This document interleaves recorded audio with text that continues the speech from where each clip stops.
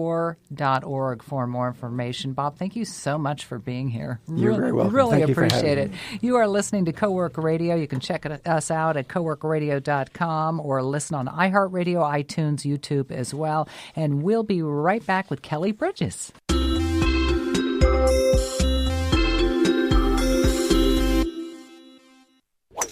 What's that? This? The newest online business banking around. Can you initiate wires and approve transfers? Yes. Pay bills? Check. Cash management? Of course. All business, all online, all on your phone. You bet. My computer, too. It's Montecito Bank and Trust's new business online banking. It works as hard as I do. Huh. Montecito Bank and Trust. You got it. Montecito Bank and Trust. Behind every great community is a great bank. Montecito.bank. Member FDIC.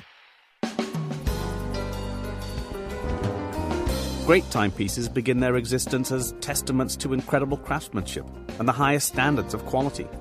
Exceptional watches are individually assembled, polished, and regulated by hand. They are the embodiment of a dedication to perfection. They begin as a crafted work of art and immediately become heirlooms for future generations. When you choose a timepiece made by Cartier, Breitling, Baume & Mercier, Patek Philippe, you're selecting a watch instantly recognizable for value, uncompromised quality, incredible beauty. And it's from Bryant & Sons. If you're considering acquiring a distinguished timepiece for a gift or for yourself, visit us at Bryant & Sons and let us show you what makes these world-renowned brands so remarkable. Bryant & Sons, California's premier jeweler, the exclusive home of many of the world's finest timepieces. 812 State Street in downtown Santa Barbara and the Upper Village in Montecito. Hi, it's Catherine Raymock. Are you buying or selling a home? See Compass Realtor Terry Ryken. I went to Terry because of his reputation and experience, but was quickly taken by his genuine enthusiasm. It's that combination that truly sets him apart. Terry specializes in properties in Montecito, Hope Ranch, Santa Barbara, and Santa Ynez Valley, and has 39 years of experience as an agent and broker. There are so many realtors to choose from, but only one Terry Ryken. Find out for yourself. Google search Terry Ryken. Hi, I'm Dan Farrick, Managing Director of the Impact Hub Santa Barbara. Come visit us and find out why co-working spaces are booming. Our 2 locations in the Funk Zone and downtown Santa Barbara offer private offices, permanent desks, and a variety of co-working memberships starting as low as $60 a month. Mention Cowork Radio when you book our tour, and we'll give you 10% off your first 6 months of membership. Join a community where you can live and work smart. Go to ImpactHubSB.com or call 284-0078 to find out more.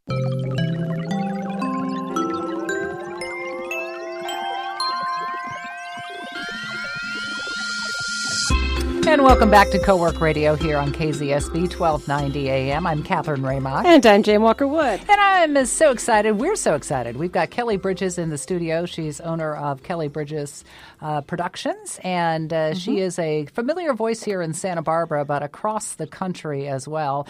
Does tons of commercial voiceover and writing services for TV and radio and websites, and began her broadcasting career back in the 80s in San Francisco, and one time was a traffic reporter and actually up in the air. But Kelly, how are you today? I am doing great on this rainy day. I love it, though. I know. Hey, we've been talking to so many people that here we talk to business founders, and it's usually something tangible, you know, but it's so interesting that it's your voice that is your business. And when you first started out, maybe you didn't think that, but we're going to talk about your business itself, but I want to talk about your career. So in the 80s, back in San Francisco, that had to be really exciting. It really was. And it was right when a lot of radio stations were starting to combine. You know, back in the day, there was one station, kind of like this. We were just one station all alone on a street. But stations were coming together, and King Broadcasting bought KSFO and KYA and combined them. And I was an intern, which, you know, I'm like just starting college. Yeah. And, can I, get some paper for you to read? I was lucky enough, though, as an intern to have somebody working with who is He was a teacher at Ron Bailey School of Broadcasting. And he actually sat me down in a studio and said, if you want to be on the radio, you need to sit here and read this whole newspaper onto this reel and just read, and then call me in an hour and I'll come back and listen to it. Is that right? That's exactly how he told me that I needed to start listening to how I sounded, and then he critiqued every single bit of articulation. That's interesting, because most people don't read out loud. Right, and nor do they hear themselves, which is really and odd. a lot of people don't like the way they sound. Yeah, because you're in your own head, right? So obviously that honing your craft, just like anything else, any other business, is important. Did you were originally though in news and then moved into production? So when I talked about you being a traffic reporter, you really were like up in a helicopter traffic reporter. I flew for crazy. 4 years. You know, Really? It's funny too, because there was just this window of time when an airborne traffic reporter was something very needed by almost every single major market. And I was one of the very first people who was up in the sky in San Francisco, Los Angeles, and then later in Seattle. Do they send drones up now? Is that how they do traffic reporting? On the freeways, they actually have cameras now. So electronics really put the airborne traffic reporters out of business. And, it's been a long time now. Well, that's interesting, because you've really had to adjust over the years because of electronics so to and speak. Technology. And how do you make sure you stay relevant? Well, it's been very incremental. Back in 91, they started this thing called digital production, which we went from tape to digital recording. And the programs were so new back then. They were in black and white. They're all colorful now. They were in black and white, and the instructions weren't even written on pages. So we would have to listen to cassette tapes to hear the programmer's instructions on how to actually work the digital program. But we realized, just with a few people that I work with, like we all were just a few of us, and then we went, wow, this is amazing. We don't have to cut tape anymore. This will do it. Of course, it would crash every 5 minutes, and we'd lose all the work. But we'd go, no, we're going to try it again. We're going to try it again. So you really were one of the first, really, to experiment with digital technology in recording. So when did it shift for you, where you went from traffic reporter, on air talent, because you were a huge talent in the Seattle market for some time, where you did afternoons in Seattle, and I once took a cab ride with somebody that had been in Seattle, and it was like, I know her, and I called her. But to where you said, I can make my business just off my own voice. Do you remember that transition? It was actually a moment when I remembered it, because what happened was traffic reporters were starting to become obsolete, rather. And I was hired in the afternoon show at the #1 radio station in Seattle at the time. And one day a new program director came in, and he sat me down and he said, I don't know why we're paying you so much just to do the traffic reports in the afternoon. And I thought, well, first of all, thanks. Secondly, what else do you want me to do around here? He's like, well, what else have you done? And I'm like, well, I used to be the production director at my college 10 years ago. And he said, great, go to production, report for duty. And I went into the production director and I said, apparently they want me to help you in production. And I'm like, what do you want me to do? Some dubs? Just give me a few things to do so I can justify my place here. And he said, oh, I'm not going to waste you on dubs. You will be making commercials. You will be voicing them. You will be writing them, and you'll be very good at it. And I'm going to tell you exactly how to do it so you can do my job when I'm not here. And I was like, all right, fine. So you had some great mentors. And now you voice in how many different markets? And well, I've voiced in a few dozen markets. I go in and out of contracts. So some are in negotiations. Others I end up, giving some free voiceovers for. Sometimes they just want me for a page, and then they keep me on the air for a year or two. So others are contracts, so they pay me on a monthly basis, which is I've always wondered, with somebody who is so specialized their service, where they have to protect their hands, or in your case, they got to protect their voice.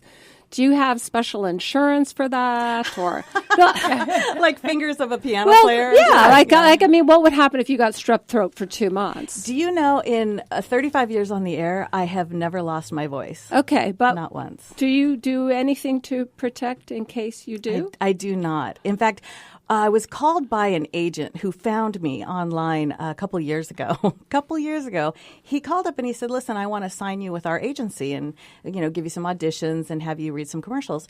And I said, "That's fine, but, why me? Because there are lots of voice talents out there." And he said, "We needed somebody young sounding." And I'm like, yeah, that's it. But what I realized was, or it was like a 30 soccer mom, they needed that kind of sound. And what I realized was, because I've been on the air for so long, I'm always doing stuff on the air, and it's kind of like a muscle. You exercise your voice, and you keep it relevant and young and current. And I wondered about that because when you were talking earlier about reading the paper over and over again, are there special exercises for somebody who wants to get in this business to get their voice just right? Or it really has to come from somebody who can recognize what it is to correct. Because it's really hard to hear it ourselves. Even in college, the head of the broadcasting department once said to me, "Do you see, this is why you shouldn't do news. You said that you were running over there, and you need to say running with the ing at the end and really pronounce that G." Definitely not an E. Yeah, exactly. And so, he would critique. Even early on, I remember thinking, I need to take every little critique of every little nuance of articulation.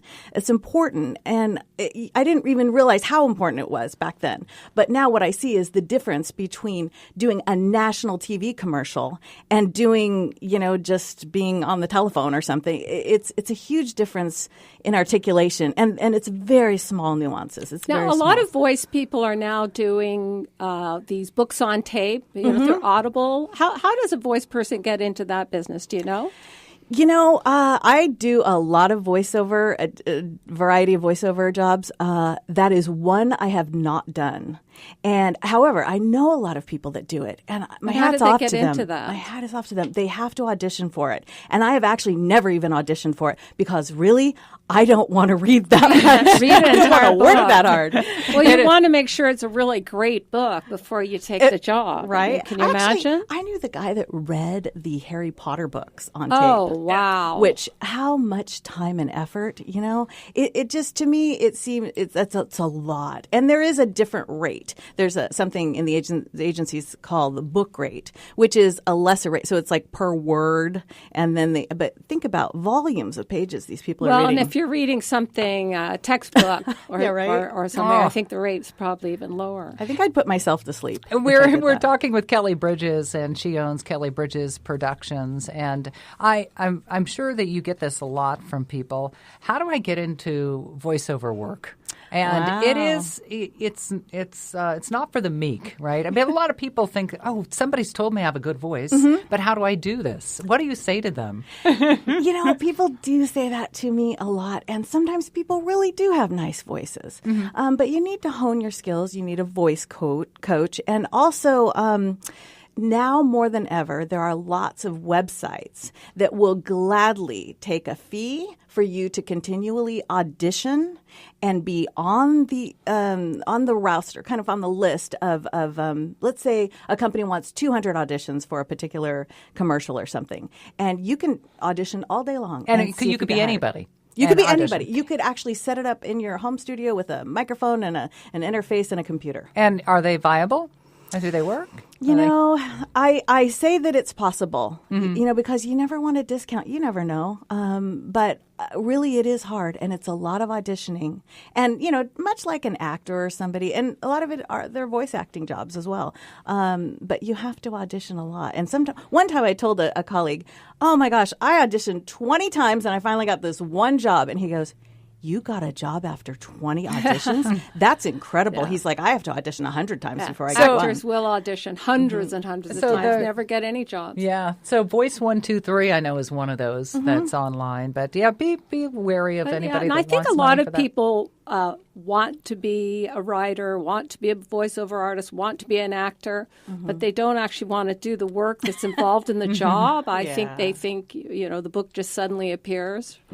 What's the toughest part about being your own business owner for you?